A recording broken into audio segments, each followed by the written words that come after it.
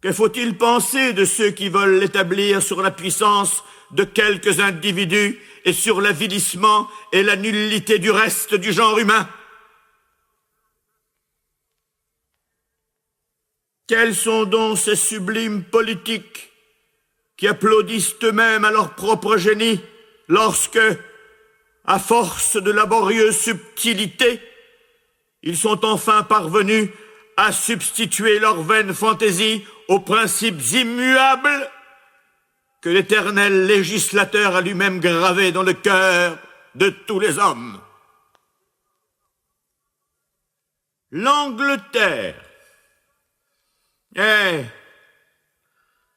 Que vous importe l'Angleterre et sa vicieuse constitution qui a pu vous paraître libre lorsque vous étiez descendu au dernier degré de la servitude, mais qu'il faut cesser enfin de vanter par ignorance ou par habitude? Les peuples libres, où sont-ils? Que vous présente l'histoire de ceux que vous honorez de ce nom? Si ce n'est des agrégations d'hommes plus ou moins éloignés des routes de la raison et de la nature, plus ou moins asservis sous des gouvernements que le hasard, l'ambition ou la force avaient établis.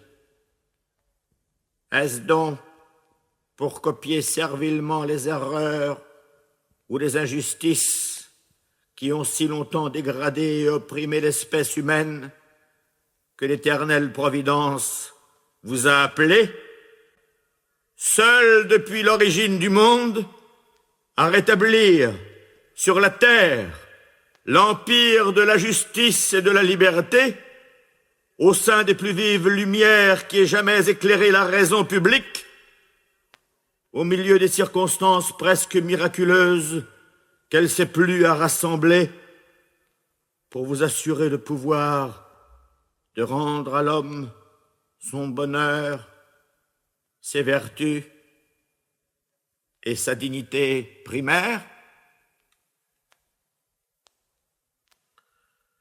Sentent-ils bien tout le poids de cette sainte mission, ceux qui, pour toute réponse à nos justes plaintes, se contentent de nous dire froidement, avec tous ses vices, notre Constitution est encore la meilleure qui ait existé?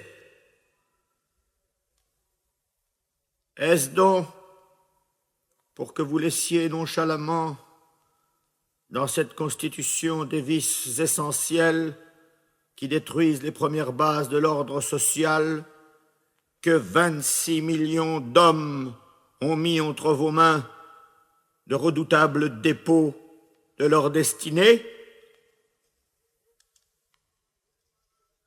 Ne dirait-on pas que la réforme d'un grand nombre d'abus et plusieurs lois utiles soit autant de grâces accordées au peuple qui dispense de faire davantage en sa faveur? Non. Tout le bien que vous avez fait était un devoir rigoureux. L'omission de celui que vous pouvez faire serait une prévarication. Le mal que vous feriez, un crime de lèse-nation et de lèse-humanité. Il y a plus. Si vous ne faites pas tout pour la liberté, vous n'avez rien fait.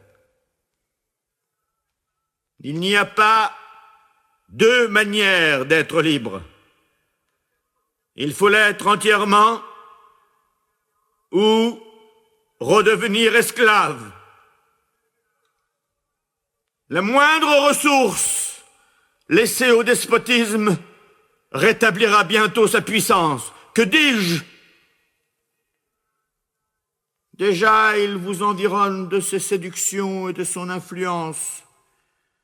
Bientôt, il vous accablerait de sa force.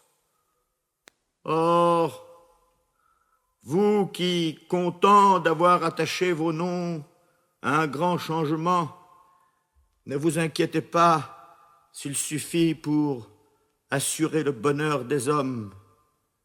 Ne vous y trompez pas. Le bruit des éloges que l'étonnement et la légèreté font retentir autour de vous s'évanouira bientôt. La postérité, comparant la grandeur de vos devoirs et l'immensité de vos ressources avec les vices essentiels de votre ouvrage, dira de vous, avec indignation, « Il pouvait rendre les hommes heureux et libres, mais ils ne l'ont pas voulu. Ils n'en étaient pas dignes. » Mais, dites-vous, le peuple, des gens qui n'ont rien à perdre, pourront donc, comme nous, exercer tous les droits de citoyens. Des gens qui n'ont rien à perdre, que ce langage de l'orgueil en délire est injuste et faux aux yeux de la vérité. Ces gens dont vous parlez sont apparemment des hommes qui vivent, qui subsistent au sein de la société, sans aucun moyen de vivre et de subsister, car s'ils sont pourvus de ces moyens-là, ils ont, ce me semble, quelque chose à perdre ou à conserver. Oui, les grossiers habits qui me couvrent, l'humble réduit où j'achète le droit de me retirer et de vivre en paix, le modique salaire avec lequel je nourris ma femme, mes enfants, tout cela, je l'avoue, ce ne sont point des terres, des châteaux, des équipages. Tout cela s'appelle rien, peut-être, pour le luxe et pour l'opulence. Mais c'est quelque chose pour l'humanité. C'est une propriété sacrée, aussi sacrée sans doute que les brillants domaines de la richesse.